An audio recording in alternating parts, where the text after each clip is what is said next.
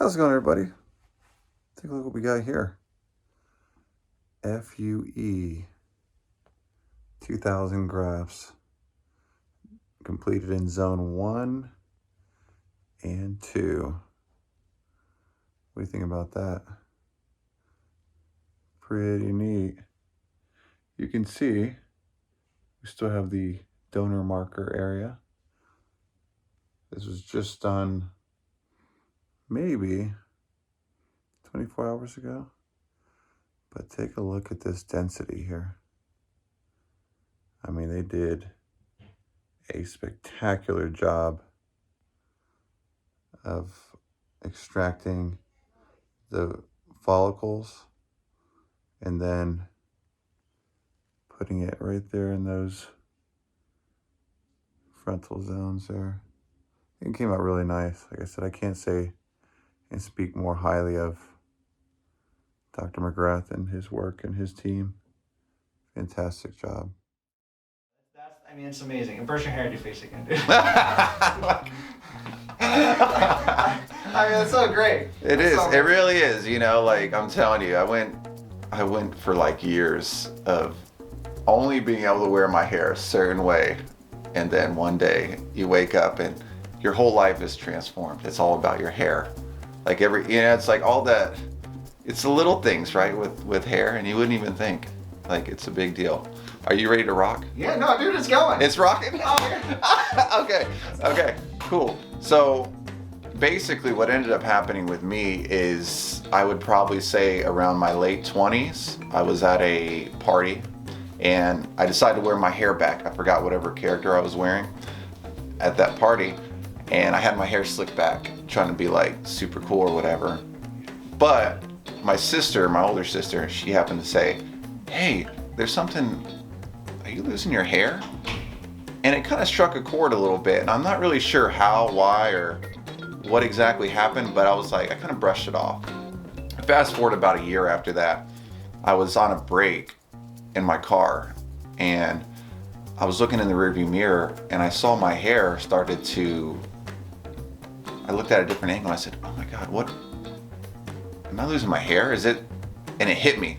And I'm talking, it hit me like a ton of bricks. I went from like this confidence level all the way down to this in a matter of minutes. And I swear it happened just like that. And I couldn't believe it. And I said to myself, how did I not notice this? Why am I now? I mean, I know my sister mentioned it at a party, kind of brushed it off. And then now I'm sitting in the car and now everything's changed. And that's when I started wearing a hat. From that point forward, I remember times when I left the house on a whim and I wasn't paying attention and I lost my hat, or I left my hat. I was like, I'm looking around the car, I'm like, where's my hat? Where's my hat? And I couldn't find my hat. So I ended up turning all the way back around, going to get my hat, and it became this huge ordeal about, my hat. And I still have it. I looked at it right before showing up here today, and I looked at this hat and I said, oh my God, I'm so glad. I could probably say I haven't worn my hat in maybe, I don't know, probably a year. I put it on every once in a while, like just to kind of feel, because it's that hat that you wore forever, for years. And I put it on and I'm like, this hat doesn't feel good anymore. And I'm so glad I came in and saw Dr. McGrath and Steve, and kind of met up with them and kind of brought my whole problems that I've been dealing with from day one with them. And my big regret that even Steve will agree with is preventative.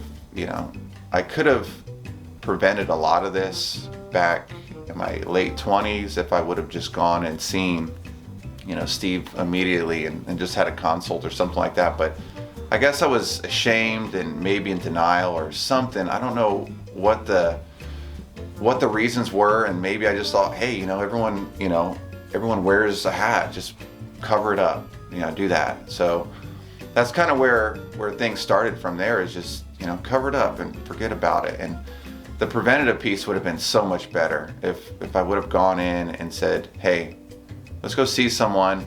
And I think once I got into the military, my late 20s was kind of when it really started to dawn on me. I went to basic military training, and they shaved your head. So before, you know, I wear my hat that kind of covered up so I wouldn't see it, and then I would also, you know, do things like wear my hair. There was only one hairstyle, just one single hairstyle that I could wear to make it where not everyone could see it. And you know, it was just, it really was something else. But when I joined the military, and I remember going into the chow hall, and there was this huge mirror, and I guess they had it so you could make sure your uniform was good and everything. But all I would do is I would tilt my head down, and I would look left and right and look at my hair. Because remember, in the military and basic training, they shave your head completely off. So if you've got a bad hairline, which I did at that point, you could see it, and it just looked absolutely horrendous. And I think after the surgery, it was life-changing. I mean, there's no doubt.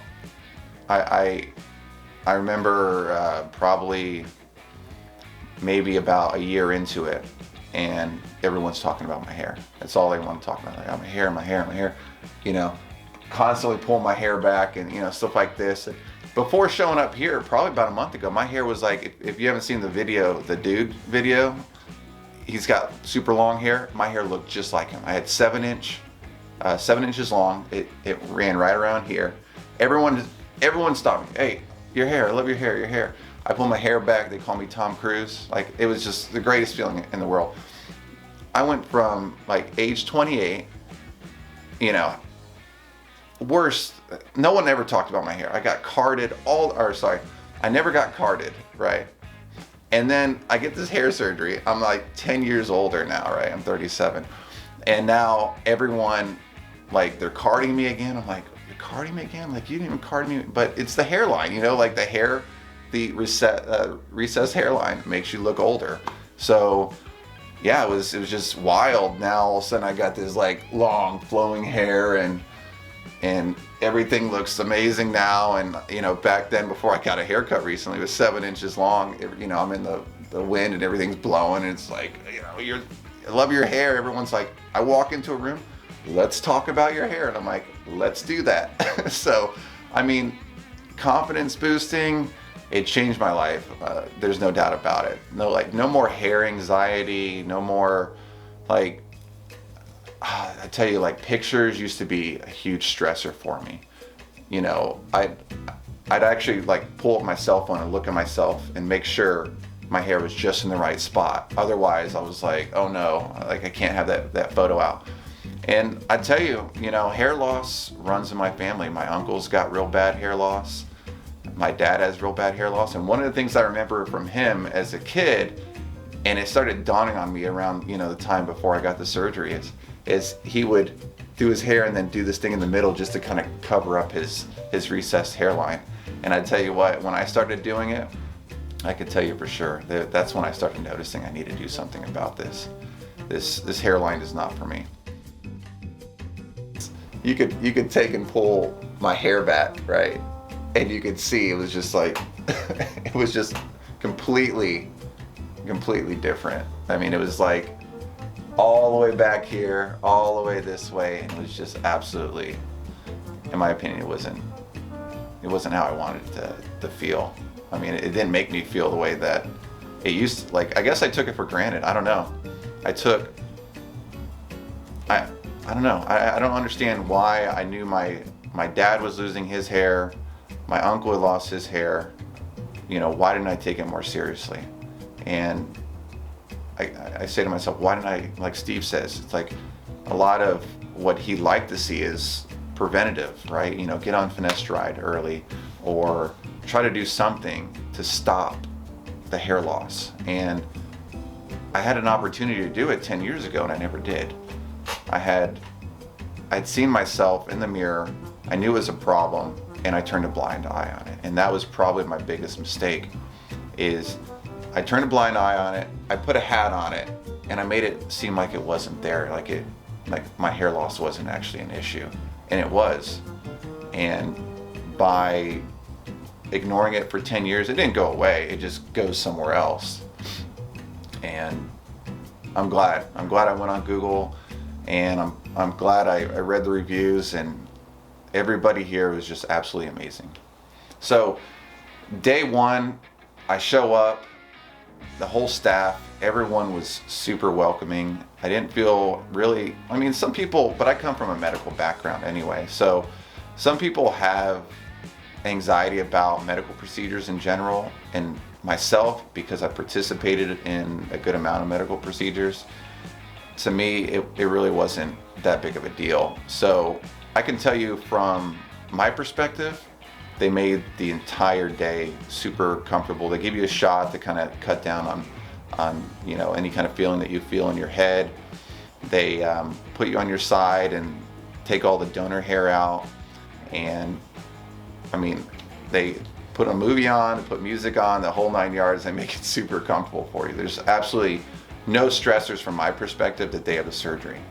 And all I know is when I got back home, the first thing that I wanted to do was I wanted to see like what it all looked like. And I remember seeing the photos of my hair, you know, after post-surgery and everything. And I was like, oh my gosh, I love it. Only because, right, I knew I finally had the confidence to take the first step and get the surgery done. I had ExoFlow done at the same time. I'm on daily finasteride. And I tell you, you know, some people may say, what's it like having to wake up every day and remember to take a once daily? Like, you know, are you serious? Like, I'm gonna have to take a pill every single day?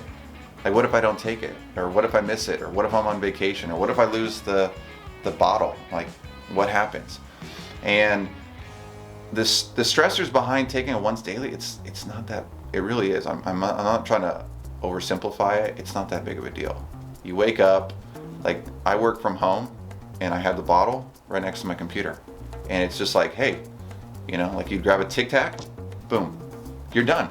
And you'll see it. Just keep it by, keep it somewhere where you remember and you'll never forget it. And it's not that big of a deal. It's like, if you're in Vegas or something like that, having a party and, you know, you're like, you know, popping a pill and they're like, oh, everyone's gonna make fun of you. It's not the case. It really isn't. Like, people really are not, in my opinion, they're not gonna judge you because you're taking a pill. If they see it, it's like, it's not that big of a deal. So I have it, I don't try to hide the pill bottle or anything like that. And the results easily outweigh having to take a once daily. It really doesn't bother me. I've been on it for probably about 17 months now.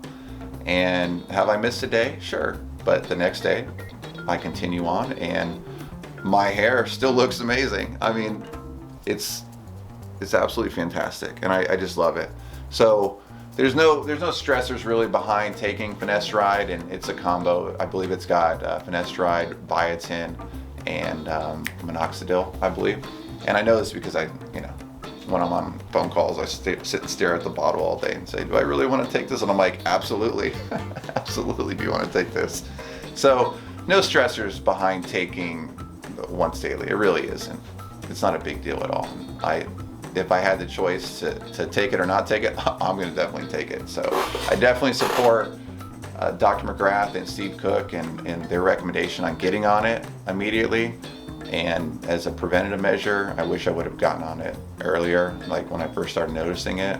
So that's my take on that, but I'm super happy.